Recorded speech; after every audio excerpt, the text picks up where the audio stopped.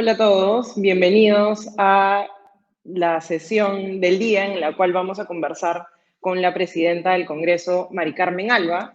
Esta sesión está titulada Instituciones democráticas, cimiento indispensable para el desarrollo, y continuando con la línea marcada por Ann Applebaum y Gonzalo Banda, vamos a estar escuchando un poquito sobre cuál es la agenda del Congreso, en qué se está trabajando y qué podemos esperar de la relación con el Ejecutivo y el rol del Congreso para, como dice el título de esta sesión, mejorar la situación de las instituciones democráticas en el país.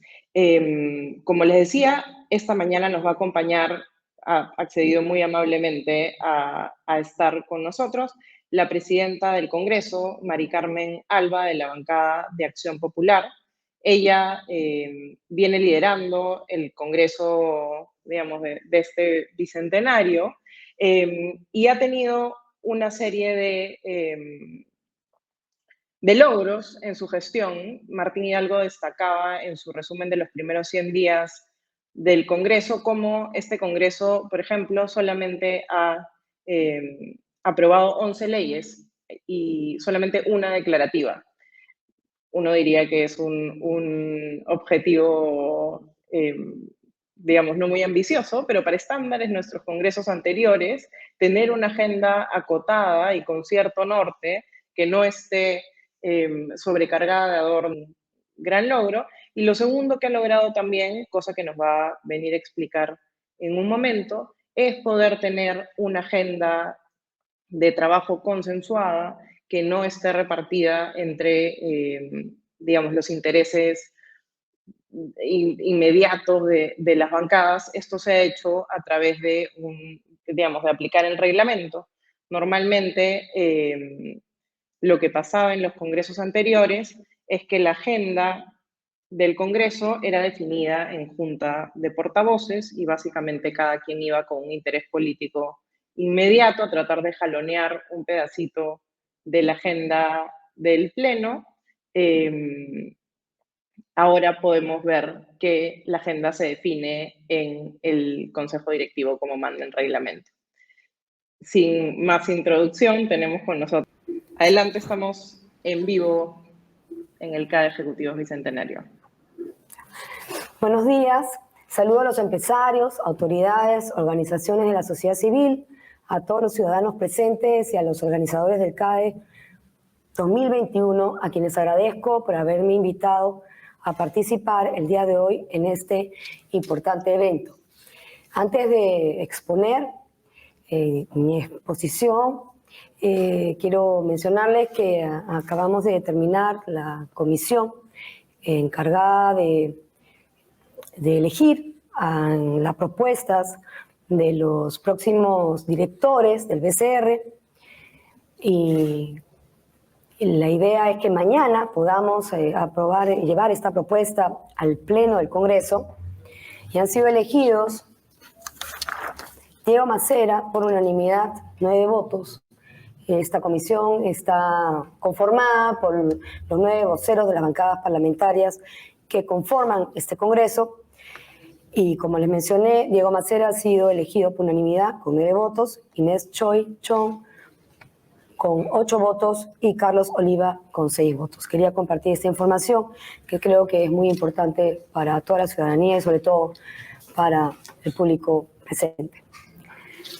Hoy me es grato compartir con ustedes en este CADE los puntos más importantes sobre el trabajo legislativo que viene realizando este Congreso, el cual me honro en presidir. Agradezco a IPAE el poder dirigirme a quienes contribuyen con su esfuerzo a construir un futuro mejor para nuestro país. Hemos vivido en los últimos 18 meses de pandemia una verdadera pesadilla que ha afectado a nuestra sociedad institucional, económica y socialmente, poniendo a prueba a todos los peruanos. Así, hemos pasado por 4 presidentes con acusaciones de transgresiones de la institucionalidad, de los cuales ninguno ha tenido representación congresal mayoritaria. Nos enfrentamos a una crisis en el sistema electoral, en los partidos políticos, en el sistema de justicia, a graves casos de corrupción en los 3 niveles de gobierno y una seria polarización de la población.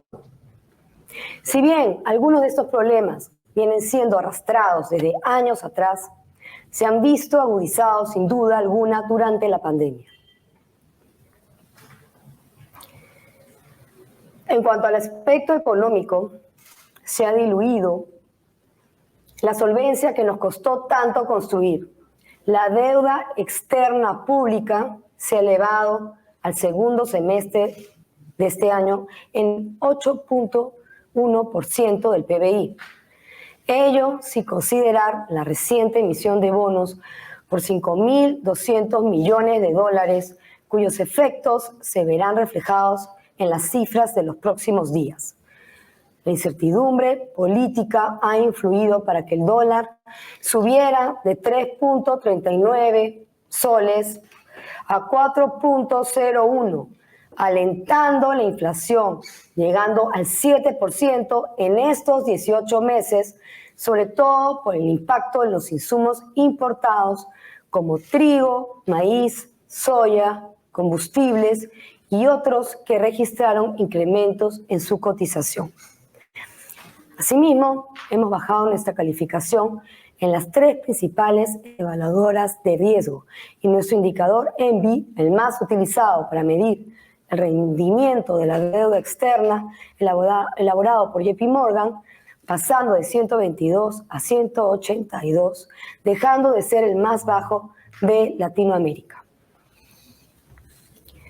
Los efectos negativos se han concentrado en la producción y en la inversión.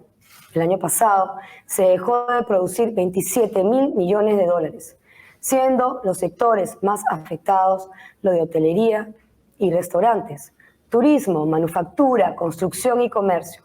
Sumado al anterior, en el 2020 se dejó de aplicar las reglas fiscales que contienen el aumento del gasto y del endeudamiento, dejando incertidumbre la materia fiscal. Nos vemos ahora en la tarea de enfrentar todos estos retos, cuando estamos inmersos en un contexto internacional que está experimentando significativos cambios políticos y económicos que influyen en nuestras posibilidades y margen de acción para avanzar hacia los objetivos nacionales. Después de más de una década de crecimiento sostenido de las principales economías industrializadas y del Perú, estas se encuentran enfrentando un periodo de recesión post-pandemia que impacta sobre el horizonte de posibilidades en el cual deberá desenvolverse nuestro país en el futuro inmediato. Asimismo, la incidencia de los acontecimientos institucionales y económicos han tenido un impacto considerable en la población, provocando una grave crisis social, despidos masivos, producto del cierre de empresas, pérdida del poder adquisitivo, endeudamiento de personas jurídicas y naturales, pérdida de clases escolares y de educación superior, y peor aún, la terrible pérdida de más de 200.000 vidas por culpa del COVID-19 y el aumento de la pobreza en 10 puntos, retrocediendo así al nivel del 2010. En este contexto, la mesa directiva que presido decidió que era importante orientar sus esfuerzos en una sola dirección, proponiendo después de 4 años una agenda legislativa que hemos denominado Agenda País y que tiene como objetivo la reactivación económica y la generación de empleo, así como la recuperación de la institucionalidad, la descentralización efectiva y el impulso de la mejora de los servicios de educación y salud. Esta Agenda País coincide con la perspectiva que tiene la población y que hemos agrupado en concordancia con las políticas de Estado del Acuerdo Nacional, recogiendo 71 temas que comprenden no solo las propuestas legislativas de las diversas bancadas que integran el Congreso de la República, sino también las propuestas del Poder Ejecutivo.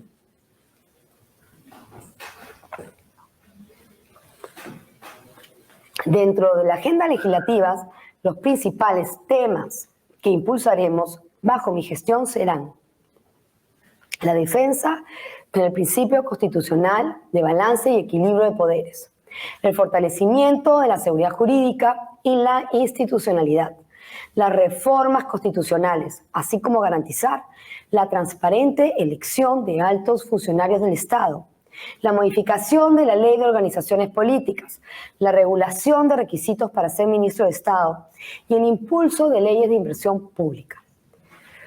Promoveremos leyes que fortalezcan la seguridad ciudadana, la lucha contra el crimen organizado y la delincuencia. También abordaremos la problemática migratoria. El fortalecimiento del proceso de descentralización que nos permitirá el desarrollo integral, armónico y sostenido del Perú es uno de los puntos a los que estamos dando mayor relevancia. La lucha contra la pobreza, el seguimiento al programa Hambre Cero, las leyes para mejorar la educación, promover el deporte y contribuir con la superación de la pandemia y la infraestructura sanitaria. La incorporación de jóvenes al mercado laboral, la regulación del trabajo vía plataformas digitales, la promoción de la libre competencia y la promoción de la inversión en el sector energía y minas, la protección del medio ambiente y el desarrollo sostenible, así como la promoción de la ciencia, innovación y tecnología. La modernización del agro, de la gestión del Estado y del sistema de justicia, la lucha contra la corrupción, la gestión del agua y las normas para agilizar la demarcación y ordenamiento territorial.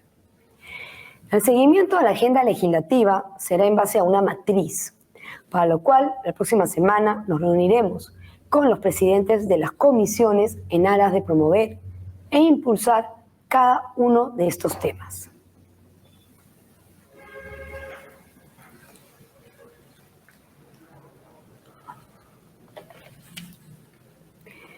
Durante estos 100 días hemos aprobado leyes sobre modificaciones a las elecciones regionales y municipales, la ley del bachillerato automático, el CECIGRE agrario, el impulso a las MIPES y la expansión del control concurrente para combatir la corrupción.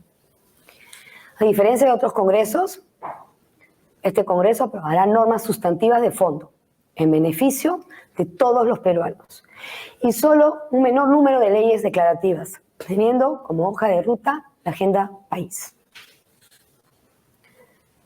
Hemos cumplido con acciones de control político, como la interpelación al ministro de Trabajo y la interpelación frustrada al ministro de Defensa. También las comisiones han invitado a muchos ministros a que den explicaciones por ciertos temas de coyuntura, como en el caso del canciller, el caso también del ministro de Defensa y también jefes de entidades como reguladores o ministros de salud, o el jefe de salud.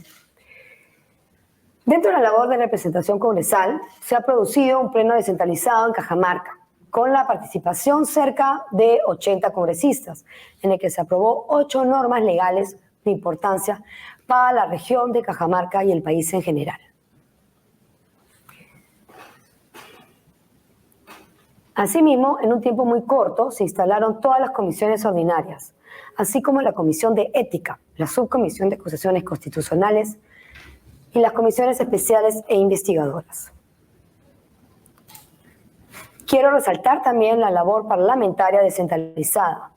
Son 15 comisiones de las 24 comisiones ordinarias que hasta la fecha han sesionado en diversas regiones del país, habiéndose desarrollado un total de 29 sesiones descentralizadas que han permitido y permitirán escuchar directamente las necesidades de los ciudadanos de la región. Por ejemplo, solo la semana pasada, la Comisión Agraria sesionó en la región de Pasco, la Comisión de Comercio Exterior en la región de Ucayali, la Comisión de Transportes en la región de Huancavelica, la Comisión de Energía y Minas en la región Piura, la Comisión de Constitución y Reglamento en la región Ica.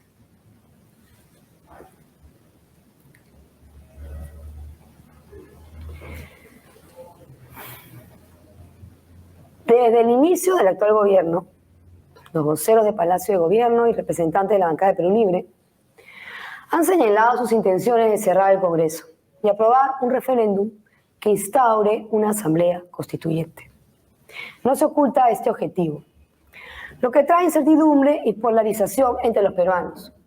Hay campañas de desprestigio que pretenden tildarnos de obstruccionistas o golpistas. Al respecto, debemos recordar que este Congreso ha otorgado 2 veces el voto de confianza en aras de la gobernabilidad. Sin embargo, lejos de aprovechar estas oportunidades y mostrar avances, varios ministros han resultado ser personas poco idóneas para el cargo. Y por el contrario, el Poder Ejecutivo ha tomado algunas decisiones que han generado crisis, confusión y caos. Ante esta situación y los constantes ataques, defenderemos la institucionalidad del país, dejando claro que para convocar una asamblea constituyente se requiere modificar el artículo 206 de la Constitución Política del Perú, aspecto que no goza del respaldo de la gran mayoría de las bancadas y de la opinión pública a nivel nacional. Por lo demás, los principales constitucionalistas consideran el artículo en mención una cláusula pétrea que, para modificarse, requiere que se configuren los mecanismos establecidos en la actual Carta Política, que son su aprobación en 2 legislaturas ordinarias con una votación de 2/3 o mediante 66 votos más un referendo. Con el objeto de orientar esfuerzos hacia el fortalecimiento del régimen democrático y del Estado de Derecho, como ustedes saben, el Congreso, en ejercicio pleno de sus facultades, aprobó por mayoría la Ley de Desarrollo del Ejercicio de la Cuestión de Confianza. Norma interpretativa que establece, o mejor dicho, precisa, que la cuestión de confianza solo está referida a materias de competencia del Poder Ejecutivo, relacionadas directamente a la concreción de su política general de gobierno, no encontrándose entre ellas las relativas a la aprobación o no de reformas constitucionales, ni las que afectan los procedimientos y las competencias exclusivas y excluyentes del Congreso o de otros organismos constitucionalmente autónomos.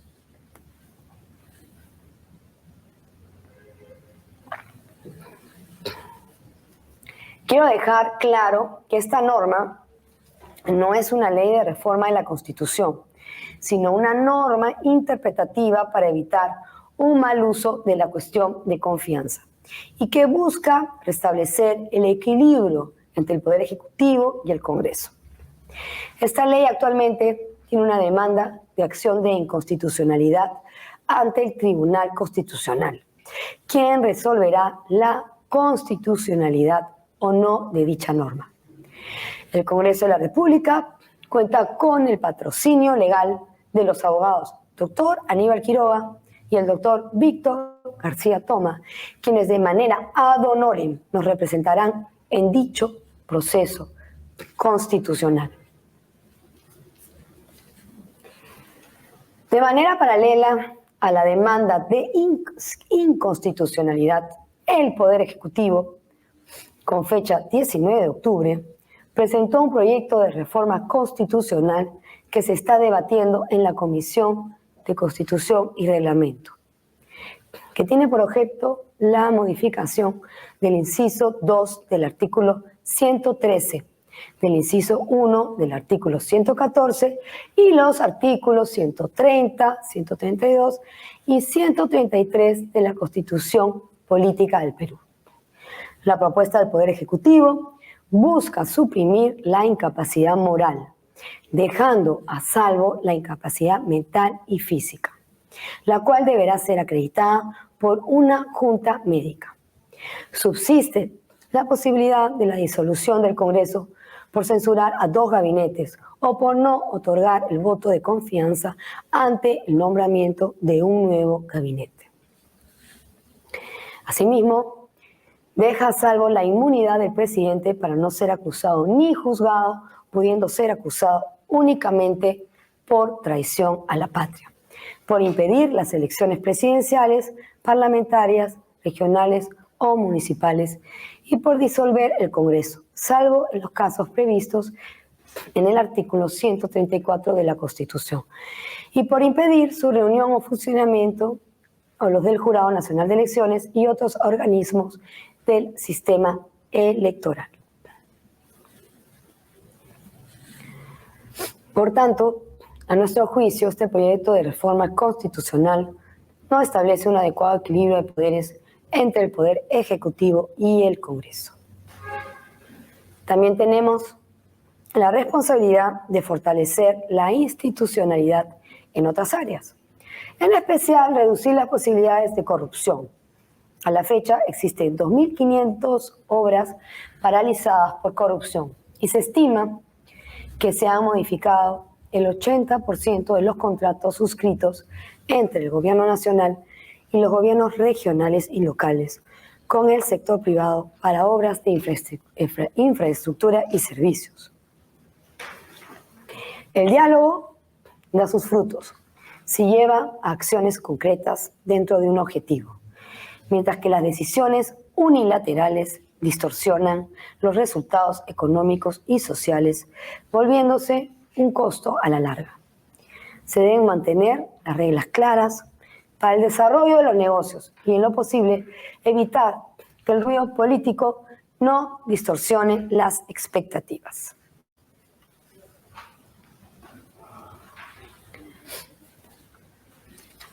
Como les he comentado, ya tenemos la propuesta al Pleno de los nuevos directores del BCR.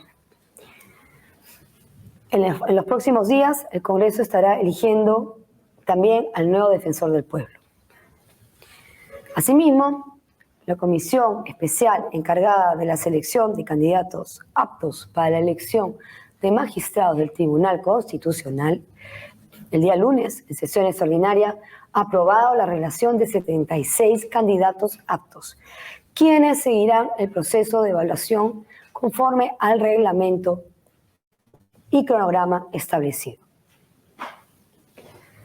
En el tema de salud, buscamos que se continúe con la vacunación y que se restaure la normal atención de otras enfermedades y la compra de medicamentos. En educación, pretendemos que se reactiven las clases presenciales bajo los protocolos sanitarios correspondientes. A su vez, hemos aprobado la ley que modifica la 14ª disposición complementaria transitoria de la ley 30.220, ley universitaria denominada bachillerato automático, con la finalidad que los estudiantes que hayan aprobado sus estudios de pregrado durante el inicio de la pandemia en el 2020 puedan obtener su grado de bachillerato de manera automática hasta el periodo académico 2023-2. Con esta norma estamos impulsando el desarrollo profesional de la juventud y permitiendo que los universitarios puedan acceder a mejores puestos de trabajo. En el pleno descentralizado del 28 de octubre, que se llevó a cabo, como les mencioné, en la ciudad de Cajamarca, con el objetivo de impulsar la reactivación económica, se ha dado una norma que favorece el pago de las facturas de las MIPES en 30 días, lo cual dará mayor liquidez al sistema, proporcionándoles un mayor flujo de caja para realizar sus operaciones y sostener su crecimiento. Norma que regula el pago oportuno de facturas comerciales giradas por empresas, tanto del sector privado como del sector público, con la finalidad de impulsar el dinamismo de la economía a través de la oportuna provisión de liquidez y capital de trabajo a las MIPES. Adicionalmente, se viene debatiendo en la Comisión de Economía la denominada Ley de Canon para el Pueblo, orientada a beneficiar a los pobladores y hogares en situación de pobreza o pobreza extrema, que radiquen en las zonas donde se extraen los recursos naturales, sean estos mineros y o gasíferos. El importe del canon para el pueblo estarían constituidos por el 40% del canon destinado a gobiernos regionales y locales, proponiéndose cambios en la distribución para beneficiar a todos los gobiernos locales del departamento.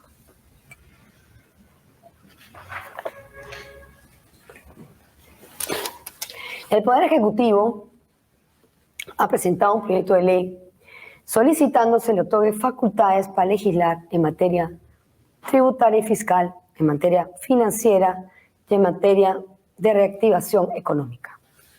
Al respecto, las comisiones de Constitución y Economía, respectivamente, están evaluando la pertinencia de dicha solicitud, en la que tengo entendido que por una parte los ingresos que espera el gobierno para el próximo año serán de al menos 9.700 millones de dólares, es decir, 39.000 millones de soles adicionales, pues por un lado se estima 3.000 millones de dólares por mayores ingresos por el aumento de precios de los minerales, otros 1.500 por la regularización tributaria y 5.200 millones de dólares por emisión de bonos.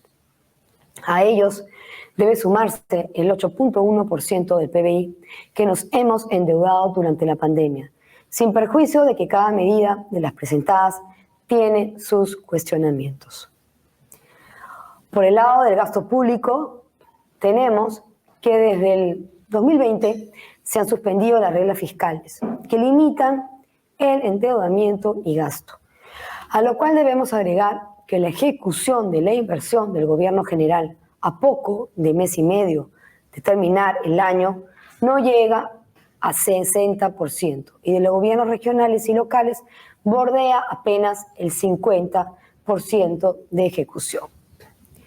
Algunos casos como Huancavelica y Junín no han llegado a usar ni el 40%, así como Cajamarca y Puno, que no alcanzan siquiera la tercera parte. Además, tenemos un proceso electoral en el 2022 donde estos recursos pueden ser utilizados con fines proselitistas, porque no hay control de los gastos, existiendo cuestionamientos a las 2 ampliaciones presupuestales por el gobierno mediante decretos de urgencia. Repito, sin reglas fiscales, estos decretos de urgencia y la concertación de nueva deuda externa y emisiones pueden seguir dándose. En ese contexto, existen varias bancadas que han opinado en el sentido de no otorgar facultades al Poder Ejecutivo o dárselas de forma acotada. Tenemos que tener presente que con sus ingresos las personas pueden consumir, ahorrar, invertir o tributar. En esta ecuación, si se tributa más, quedará menos para consumir, ahorrar o invertir. Además, hemos tenido la experiencia de los últimos 20 años en los cuales se han otorgado 5 veces facultades legislativas que conllevaron a la emisión de 95 decretos legislativos con una incidencia neta de 1.5% en la presión tributaria o de 0% por facultad otorgada. Incidencia que se ve reflejada en realidad por la tendencia de los precios de exportación de los commodities, siendo los proponentes los mismos técnicos del MEF de los años anteriores. El Perú no está para experimentos políticos que han fracasado en la región latinoamericana y que han sumido en más pobreza a su población. Y peor aún, que con el devenir del tiempo han incurrido en serias violaciones a los derechos humanos. Necesitamos construir y crecer para reducir las brechas sociales y económicas en libertad y en democracia. Para ello necesitamos la inmensa cooperación del sector privado y de los empresarios del país, del grande, el mediano, el pequeño y el microempresario. Apoyar la inversión privada como palanca del desarrollo. Les pido a todos ustedes creer en nuestro país y jugarse por el Perú. La hora actual nos reta a enfrentar el futuro y generar confianza en todos los sectores para recuperar el tiempo perdido y seguir adelante. Muchas gracias. Muchas gracias, Presidenta, por su presentación. Quería empezar... ¿Me escucha bien? Sí. Ok. Quería empezar, felicitándola por el trabajo de orden que ha hecho en su rol como Presidenta del Congreso en esta legislatura. Creo que no es un logro menor haber disminuido radicalmente el número de leyes declarativas y haber, digamos, podido priorizar una agenda. Pero quería justamente agarrarme el tema grande de la sesión, que es la agenda, para preguntarle cómo cree usted, o si es que cree que existe la posibilidad de que se articule una agenda común mínima con el Ejecutivo, porque lo que vemos hasta ahora, digamos, es un Congreso que tiene una agenda propia y un Ejecutivo que tiene una agenda casi que antagónica a la del Congreso, y que además no logra como encontrar vasos comunicantes, tiene una bancada muy débil y rebota constantemente en las comisiones y en el Pleno, ¿no? ¿Cómo ve esa posibilidad de articulación? Sí, ¿cómo estás? Mira, en mi exposición, tal vez no se entendió, esta agenda que hemos denominado Agenda País es la agenda legislativa del Congreso con el Ejecutivo. De acuerdo al artículo 29 del reglamento del Congreso, y hace 4 años que no se estaba haciendo esta agenda legislativa, nosotros enviamos un oficio al Premier, y en ese momento era el Premier Bellido, para que nos alcanzaran los temas en los cuales para ellos son importantes para hacer una agenda común. Y nos mandaron más de, creo que 300 puntos, como 200 puntos, nosotros hemos hecho una agenda común. Y esa es la agenda que se ha rescatado en los temas. Las agendas comunes son temas generales, evidentemente, no es la sumilla del proyecto de ley, pero ya la concertación y este diálogo que hemos buscado y que siempre de apertura desde el Congreso, ya lo hemos hecho, enviándole ese oficio al Premier, en ese momento, al Premier Bellido. Hemos recibido sus propuestas, y la agenda país que hemos aprobado en la sesión del Pleno es la agenda concertada. Así que esa es la agenda de la cual deberíamos trabajar conjuntamente. ¿Y usted cree que se está logrando, digamos, más allá del acuerdo político de alto nivel entre la PCM y el Congreso, que se está logrando trasladar esa voluntad de colaboración a el día a día de las comisiones y del Pleno? No escuché. ¿Se fue? Le repito la pregunta, ¿me escucha? Sí, se escuchó cortado. Vale. Le preguntaba si es que cree que luego de este acuerdo de alto nivel entre PCM y el Congreso, si cree que esa voluntad de colaboración se ha trasladado al día a día de las comisiones y al Pleno. Bueno, todavía no, recién han presentado algunos proyectos de ley el Ejecutivo que se están analizando. Uno es la solicitud de facultades delegadas, ¿no? Y recién la semana pasada han presentado algunos sobre energía y minas de la manificación del gas. Recibimos también, como ya lo mencioné en la exposición, la cuestión de confianza, y que viene para ellos amarrado con la vacancia presidencial. Ha ido a la Comisión de Constitución y se va a debatir. Lo están analizando y se verá. Nosotros recibiremos las propuestas que ellos nos alcancen. El trabajo es hasta ahora un trabajo como se hace en todos los congresos, que el Poder Ejecutivo presenta su proyecto de ley y se analiza acá y se verá si se aprueba por mayoría, unanimidad, o si se archiva, ¿no? En ese sentido, no hemos visto alguna diferencia fuera de dentro del trabajo del Congreso. Creo que están asistiendo los ministros cuando se les invita, que son las presentaciones normales, cuando hay nuevos ministros, de su plan de trabajo. No hemos visto mucha diferencia. La diferencia es en en los mensajes contradictorios que dan los distintos ministros o premier o el mismo presidente, ¿no? Pero los trabajos, los proyectos de ley que ha presentado aquí se están viendo normalmente como se analizan en cada comisión que corresponde.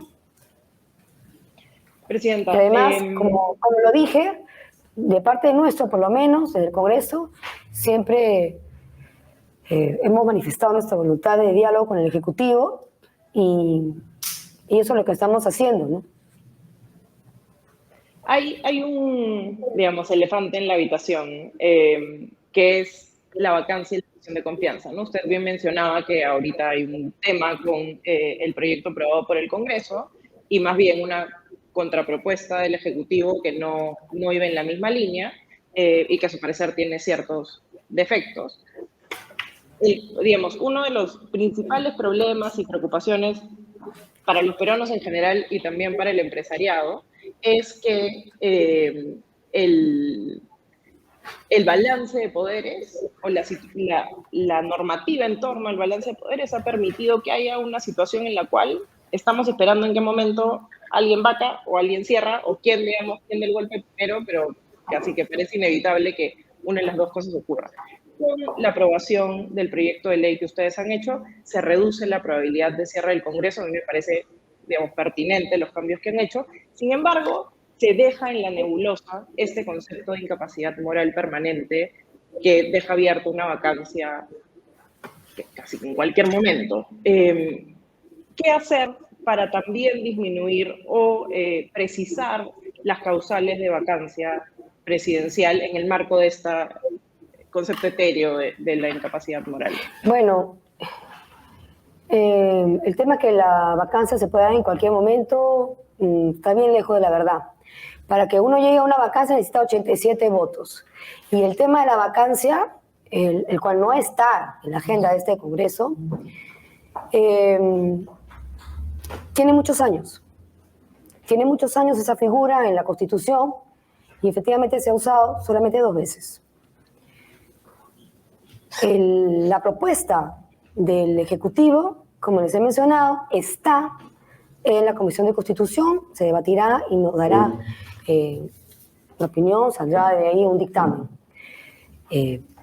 Pero nosotros consideramos que la cuestión de confianza, que lo único que hemos hecho es un desarrollo de interpretación del artículo que ya existe, no es una reforma constitucional. Sí, lo que se espera es que se pueda hacer una reforma constitucional, definitivamente, porque eso es lo que corresponde, pero necesitas 87 votos y dos legislaturas, y sabemos que ese es un tema muy difícil. Pero desde el Congreso, solamente manifestarte que nosotros vamos a defender la institucionalidad y el equilibrio de poderes. Y como les repito, la vacancia desde el Congreso no está en la agenda del país, definitivamente, y además es un tema extremo, ¿no? Es un tema extremo y muy difícil de aprobarse, y más en un Congreso con 10 bancadas parlamentarias.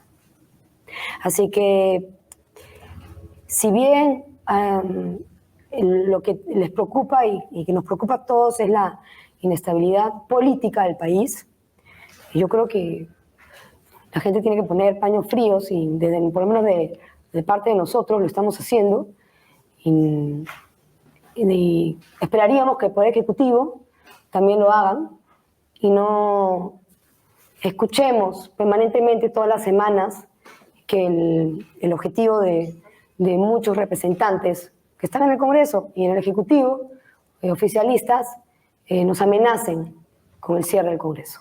Porque las amenazas vienen del Ejecutivo. Gracias, Presidenta. Quería hacerle una última pregunta antes de darle pase para que haga sus reflexiones finales.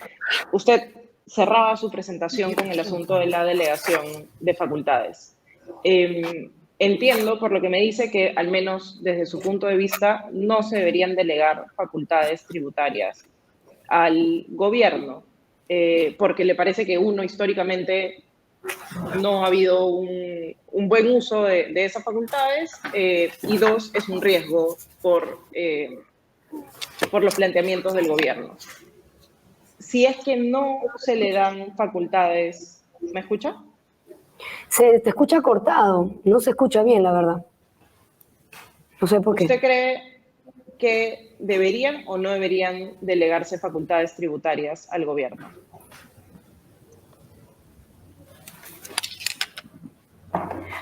Bueno, como mencioné en mi exposición, ese tema está tanto en Constitución como en Economía. Están invitando especialistas correspondientes a cada Constitución, tanto constitucionalistas como economistas y expertos en la materia.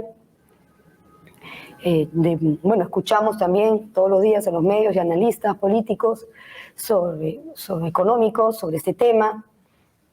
Personalmente, porque yo todavía no hay ningún dictamen final de los presidentes de dichas comisiones. Personalmente, considero que el tema tributario es un tema muy complicado. Muy pocas veces se ha dado facultades delegadas para este tema tributario y creo que la propuesta es bastante cuestionable, la propuesta que se ha presentado. Y sin embargo, sí he escuchado para los temas financieros, reactivación, que sí podría haber algún tema de delegación de facultades en ese aspecto, ¿no? Pero creo que lo más importante ahora es la reactivación económica, educación, salud. Creo que de ahí se tendría que centrar el Poder Ejecutivo y presentar proyectos de ley sobre esos temas, ¿no? Creo que, y eso es lo que está además en la agenda legislativa, en la agenda país, que hemos recogido de todas las bancadas parlamentarias y tanto del Ejecutivo, ¿no? Legislar sobre empleo, trabajo, reactivación económica, salud, educación, lucha contra la corrupción, inseguridad ciudadana. Creo que eso es lo principal, ¿no? Y solo para complementar la respuesta anterior, quiero mencionarte que hay 10 proyectos, aparte del Ejecutivo, sobre cuestión de confianza y vacancia presidencial en la Comisión de Constitución. Listo, presidenta. Perdón, ¿termina? Sí, y solamente, bueno, complementar que nuestro país tiene que defender la estabilidad política y económica, si no, sabemos que no viene la inversión, porque necesitamos inversión pública y privada, que es lo que más le preocupa al ciudadano hoy en día. Listo. Muchísimas gracias, presidenta del Congreso. Hemos tenido a Mari Carmen Alba en esta sesión contándonos extensamente sobre la agenda del Congreso y, digamos, el futuro de la agenda parlamentaria y cuáles son los temas prioritarios. Yo quiero cerrar la sesión nada más destacando 3 cosas. Uno, su pedido de poner paños fríos al conflicto entre el Ejecutivo y el Legislativo y tratar de trabajar concretamente en esa agenda que se consensuó con el premier anterior. Quiero también destacar que hay puntos de consenso en los cuales se puede avanzar fuera de las tensiones políticas o, digamos, la reglamentación del balance de poderes y sí destacar que la regulación del balance de poderes es una discusión que tiene que seguir en la agenda pública y que tiene que seguir siendo discutida por los actores políticos, porque claramente tener muchos cabos sueltos en los potenciales escenarios de confrontación política es una situación que genera mucha incertidumbre y que no le permite al país tener la estabilidad y la gobernabilidad que se requiere. Nuevamente, felicitaciones a la presidenta por su presentación y muchas gracias a todos por habernos acompañado. Eso es todo por la sesión de esta mañana. Cerramos, ¿verdad? Gracias.